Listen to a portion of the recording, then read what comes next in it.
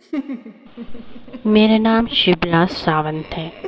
ये एक मेरे साथ सच्ची घटना घटी है। हुआ था ऐसा, जब मैं छोटी थी, अभी 30 साल की पहले की बात है, बहुत पुरानी बात है। जब मैं 10 साल की थी तो मेरे एग्ज़ाम हो चुके थे। मैं रहती थी पूना में, और मेरा जो मामा का गांव था वो था रत्नागिरी में। मैंने अपने माँ बाप से कहा, छुट्टियाँ तो पड़ गई है और मुझे 8 दिन अपने मामा के घर जाना है। मम्मी पापा ने कहा ठीक है। मैं और मेरी बहन भिन्नता दोनों ही जाने के लिए रेडी हो गई। हमारे माँ बाप ने मेरे मामा के घर हमको छोड़ाए।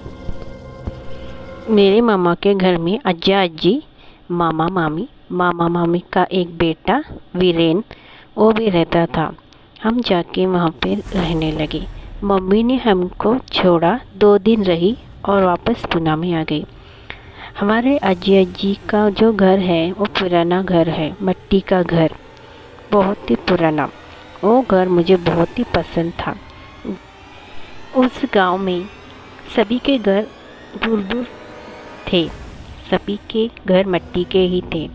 खैर, मेरा जो अज्जी का घर था वो मिट्टी का था, पुराना था, और घर के एक साइड में पूरा जंगल और दूसरे साइड में रास्ता था जो गांव की तरफ जाता था, और चारों तरफ हरियाली थी, यानी एक हिल स्टेशन की तरह गांव था।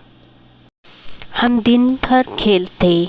बाजू में आम का बाग था, वहाँ हम दिन भर खेलते थे। पकड़म पकड़ाई, लपा छुपी सब खेलते थे, और दम खा के, खाना खा के रात को आजी के पास कहानी सुनते, गप्पा गोष्ठी करते, लूडो खेलते, और ये सब खेल के हम थक जाते और रात को सो जाते। मगर एक रात को ऐसा हुआ, मैंने एक छोटा सा रूम देखा अजी के घर में, जो ऊपर की तरफ था और अंदर से ही सीढ़ियाँ थी। मेरे मामा के बेटे ने वीरेन ने कहा, दीदी वो छोटा रूम बहुत ही अच्छा है, चलो हम तीनों वहाँ पे ही सोते। तीनों यानी मैं, मेरी बहन और वीरेन। मुझे भी वो रूम बहुत ही पसंद था। रूम ऐसा था, रूम छोटा ही था। रूम में एक बेड था जो खिड़की से लगा हुआ था, और एक तरफ की खिड़की से देखी तो पूरा जंगल था, दूसरी तरफ की खिड़की को देखो तो वहाँ पूरा आगे का आंगन और घर के आगे का रास्ता दिखता था। हमको बहुत ही पसंद था। तो मैंने अज्जी से कहा, आज हम तीनों वहीं पे सोते हैं। अज्जी ने कहा, नहीं नहीं, ऊपर तुम तीनों और हम सब बड़े नीचे, ऐसा नहीं, हम सब मिलके यहीं पे नीचे सोएंगे।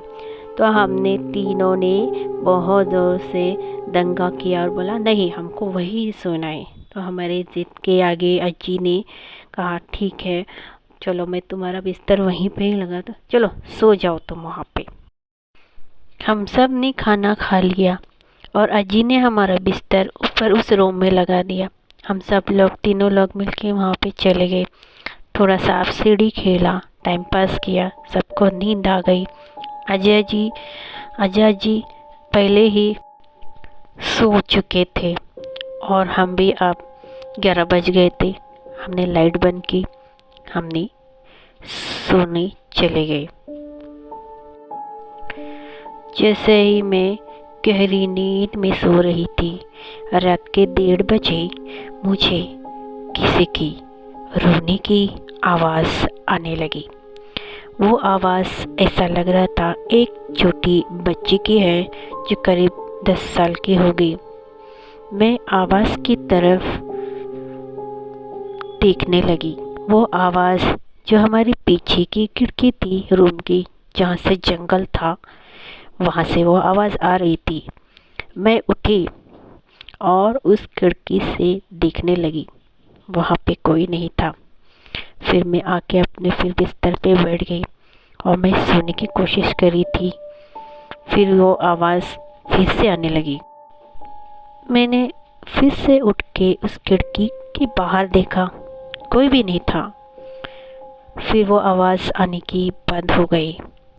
फिर से मैं अपने जगह पे आके लेट ही रही थी, तो मुझे वो रोने की आवाज़ फिर से आने लगी। वो रोती थी, बीच में सडनली हंसती थी, फिर रोती थी। फिर मैं अपना चादर ओढ़ के सीधा सोने को चली गई। दूसरे दिन दिन भर का रूटीन, खेलना कूदना खाना पीना। फिर शाम हो गई और शाम को मुझे रात वाली बात याद आ गई। मैंने अज्जा को ये बात सब सुनाई। हमारे अज्जा ने ये बात आई गई कर दी और कहा, तुला भास झाले असेल, काय पण बोलू नकोस, भास झालेलं असेल, काळजी करू नकोस, स्वप्न पडलेलं असेल, त्यात काय जास्ती तू लक्ष घालू नकोस। अज्जा शायद हमसे कुछ छुपा रहे थे, ऐसा मुझे लग रहा था। खैर, अपने मामी और अपने अज्जी से भी रात को खाने के टाइम पे मैंने ये बात कही, तो उन्होंने भी ये बात टाल दी। कोई कुछ सच कहने को तैयार ही नहीं था।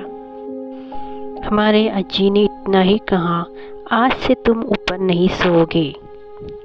तो हम सब ने कहा, नहीं, हम पहले खेलेंगे, मस्ती मजाक करेंगे, खाना खाएंगे और हम वहीं पे खेलेंगे। वहाँ पे हमको नींद अच्छी लगी थी, वहीं पे खेलेंगे। हमारे जिद के आगे अज्जी ने फिर से हाँ कर दी। हम ऊपर सोने को चले गए।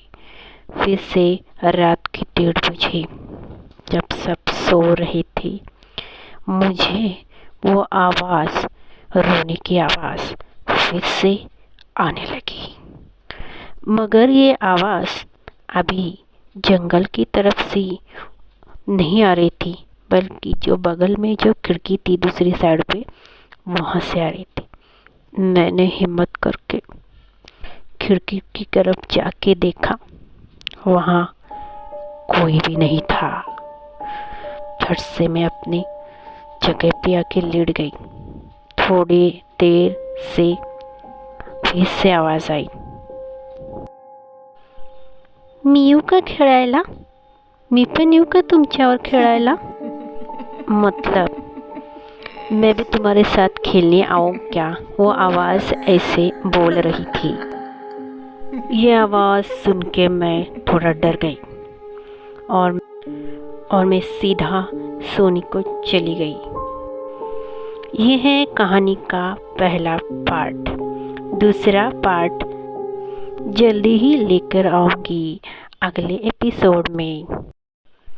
जानेंगे कि वो आवाज़ किसकी थी। मिलेंगे अगले पार्ट में। तब तक के लिए धन्यवाद।